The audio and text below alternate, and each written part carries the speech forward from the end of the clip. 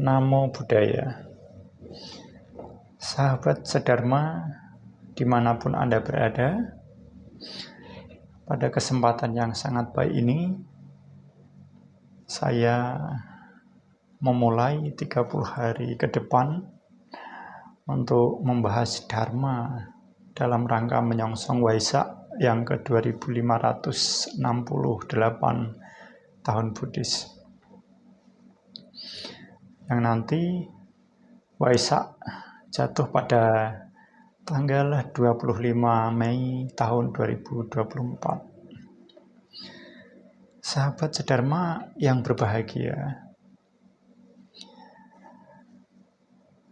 kita sering mendengar istilah puasa atau fasting day ya, puasa. Bahkan kemarin sahabat-sahabat kita dari Muslim melaksanakan puasa selama 30 hari menjelang Hari Raya Idul Fitri. Pertanyaannya adalah, apakah agama Buddha juga ada puasa? Apakah agama Buddha mengenal puasa? Bagaimana puasa di dalam agama Buddha dan apa saja yang dilakukan ketika umat Buddha berpuasa? Nah, ini sering kita mendapatkan pertanyaan tentang hal itu. Maka pada kesempatan ini saya ingin membahas tentang puasa di dalam agama Buddha. Sahabat sedharma yang berbahagia, sesungguhnya puasa itu sendiri berasal dari bahasa Sanskerta yang diadopsi dari upawasa, yang kemudian lebih sering kita dengar menjadi istilah puasa.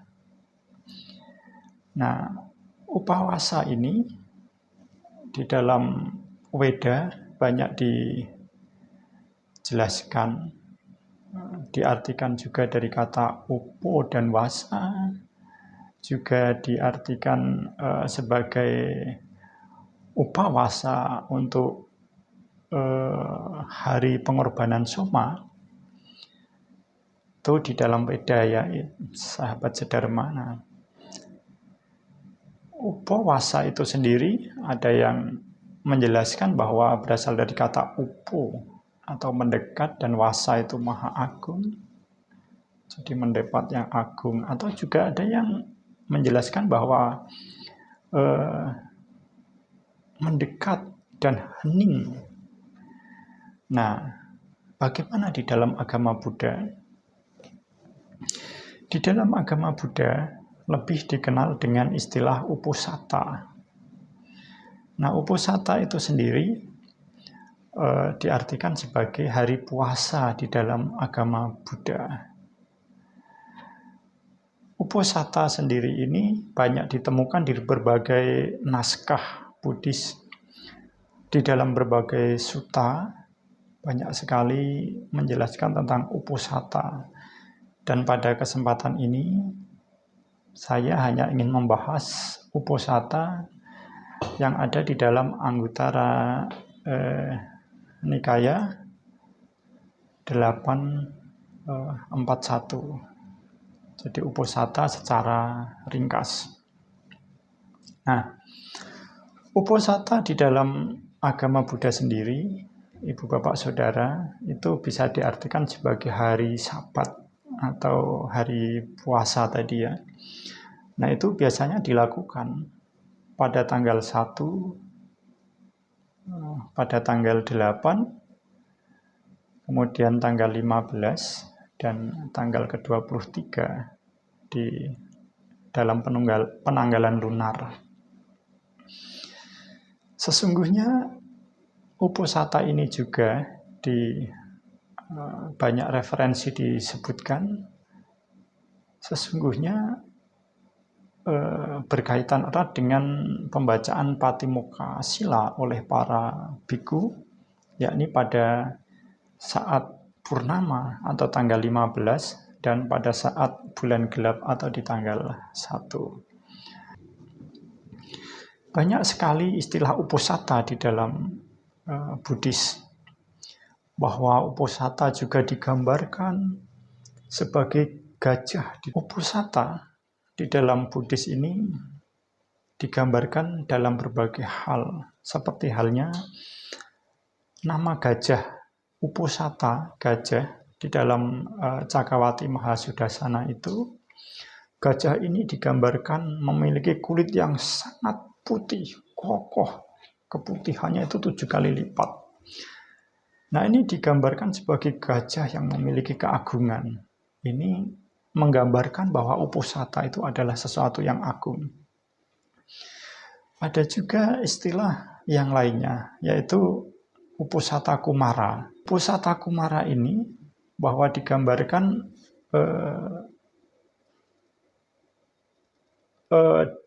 uposatha kumara ini diidentifikasikan sebagai pengejawantahan dari Sariputta. Nah, betapa di dalam Buddhis uposatha itu digambarkan sebagai sesuatu yang agung. Nah, lalu pertanyaannya, Ibu Bapak Saudara, kalau demikian apakah itu uposatha yang dikenal sebagai puasa di dalam agama Buddha?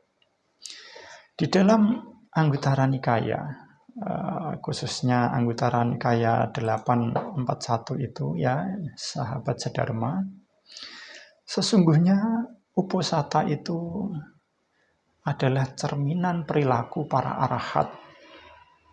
Nah, Buddha menganjurkan para siswanya untuk melakukan uposatha itu dengan satu pengertian yang benar, bahwa kita melaksanakan uposatha itu, kita ingin meneladani, kita ingin melakukan satu perbuatan yang juga dilakukan oleh para arahat. Seorang arahat, mereka melakukan perbuatan-perbuatan baik dan mereka mendapatkan kebahagiaan karena perbuatan baiknya. Nah, di dalam sutta tentang uposatha sutta itu, di dalam Anguttara itu, Sang Buddha menyampaikan demikian, bahwa uposatha, hari uposatha, apabila dilakukan dengan pengertian yang baik, dilakukan dengan cara yang benar, akan mendapatkan manfaat yang sangat luar biasa. Ini diistilahkan dengan istilah sangat cemerlang. Apa arti cemerlang? Bahwa ketika seseorang melakukan uposatha, akan bisa diartikan dia cemerlang itu baik saat sekarang maupun di kehidupan yang akan datang itu akan cemerlang, dalam artian terlahir di alam bahagia. Nah, hal berikutnya, Ibu Bapak Saudara, pertanyaannya adalah, apakah uposatha itu dan apa cerminan arahat yang ada di dalam uposatha itu? Nah, sahabat sedharma, Buddha kemudian menjelaskan kepada para bhikkhu demikian. Para siswaku, ketika seorang arahat yang terbebas, arahat yang terbebas dari perbuatan yang tidak benar, arahat yang perbuatannya menghasilkan kebahagiaan yang luar biasa, mereka menghindari pembunuhan. Para arahat ini sudah meninggalkan tongkat, pemukul, dan senjata. Arahat ini meninggalkan itu semua. Ketika kita hendak melakukan uposatha, kita juga harus merenungkan, iya, seorang arahat berbahagia dengan meninggalkan pentungan, meninggalkan senjata. Mereka tidak membunuh. Para arahat hidup dengan sangat berhati-hati, penuh dengan cinta kasih. Mereka tidak melakukan pembunuhan makhluk hidup. Maka ketika kita bertekad untuk melaksanakan puasa atau uposatha, yang pertama adalah saya selama sehari ini bertekad untuk tidak melakukan pembunuhan. Saya bertekad meninggalkan tongkat, pemukul, dan senjata. Saya akan meneladani kehidupan para arahat untuk hidup dengan penuh belas kasih pada hari ini dengan tidak membunuh.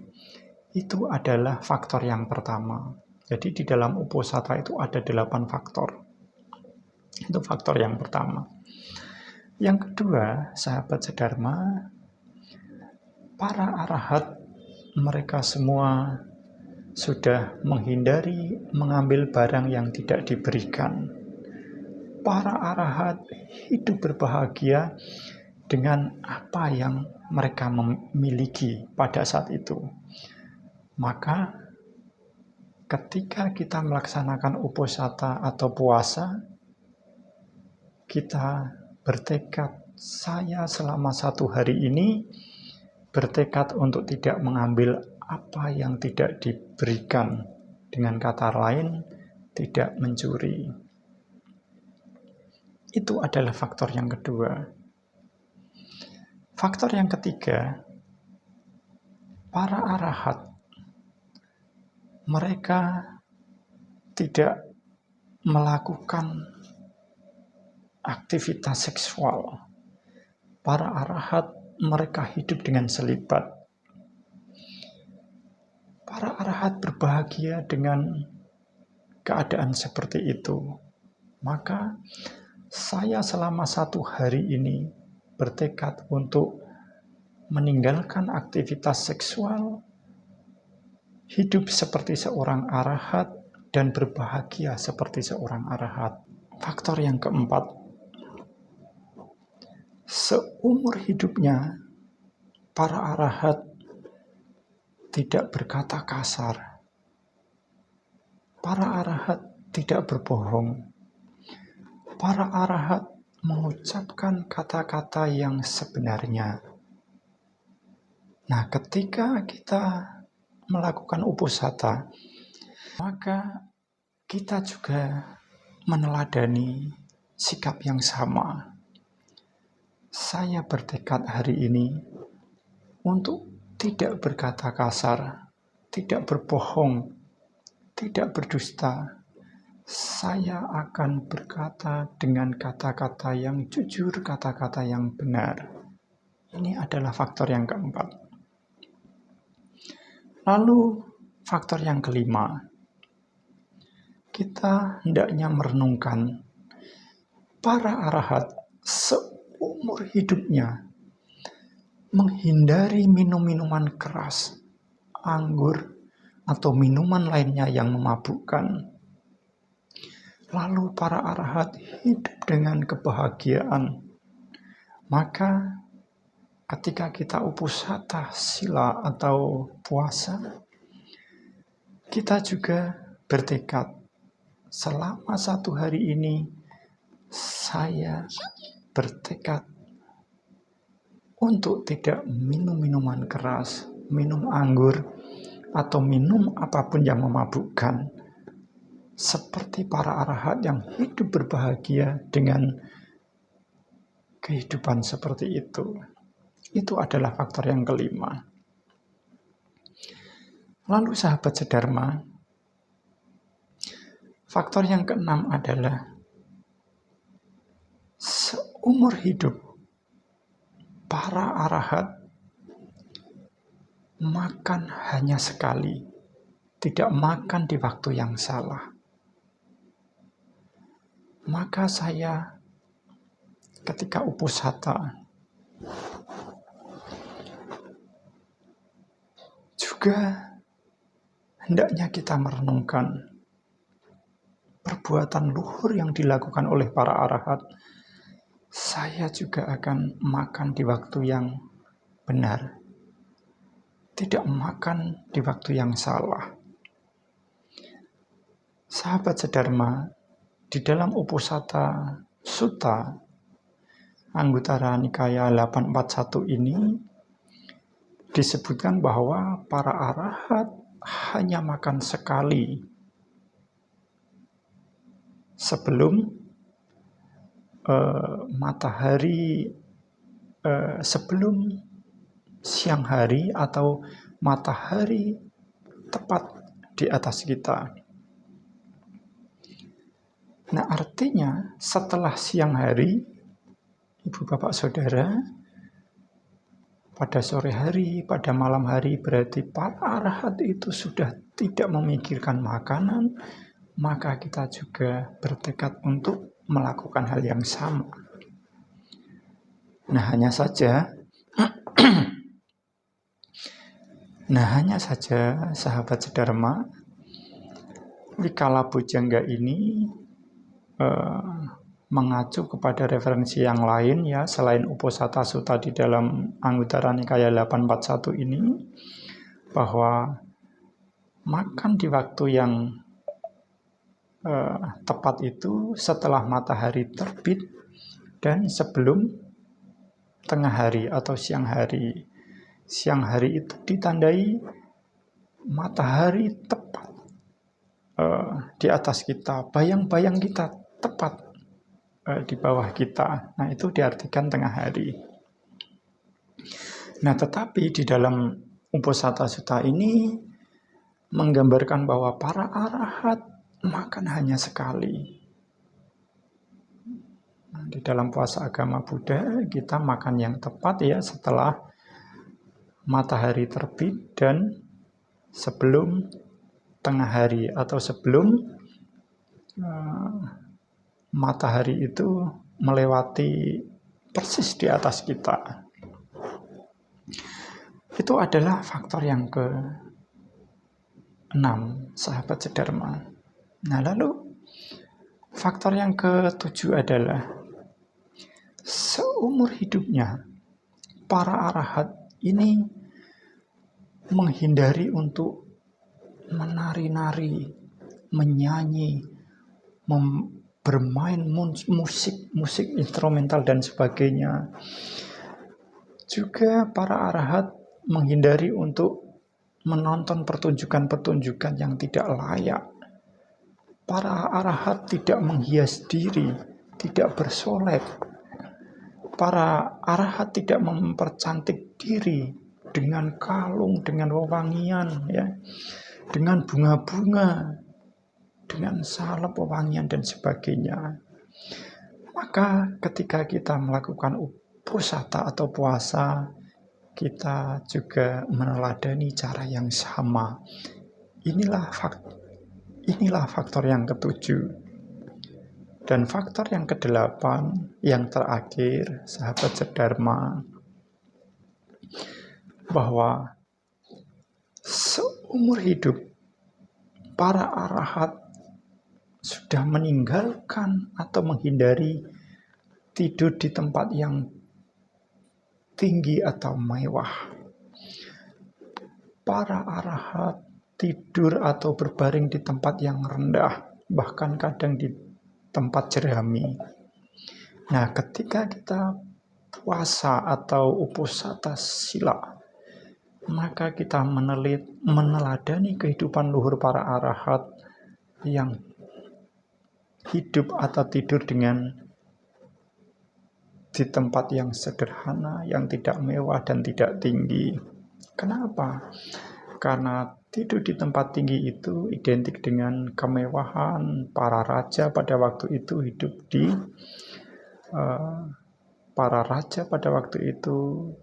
tidur di tempat yang mewah. Tetapi para arahat mereka tidur di tempat sederhana dan mereka hidup dengan bahagia.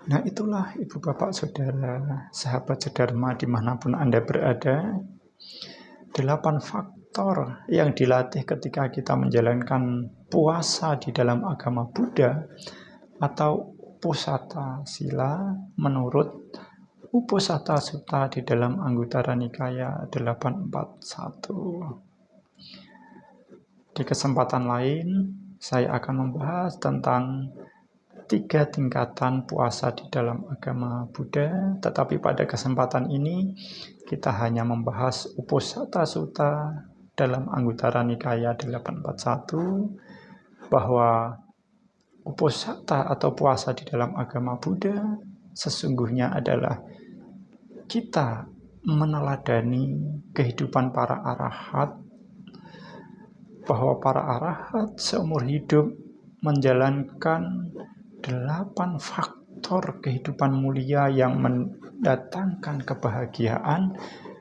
Dan di dalam sutta ini Sang Buddha sampaikan bahwa para bhikkhu, siapapun yang melakukan 8 faktor kehidupan ini, maka dia akan cemerlang kehidupan berbahagia saat ini, dan dia akan cemerlang di kehidupan yang akan datang.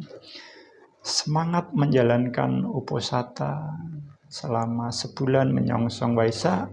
Semoga kita senantiasa berbahagia. Sabhisata bhavantu sukhitata. Semoga semua makhluk hidup berbahagia. Sadhu, sadhu, sadhu.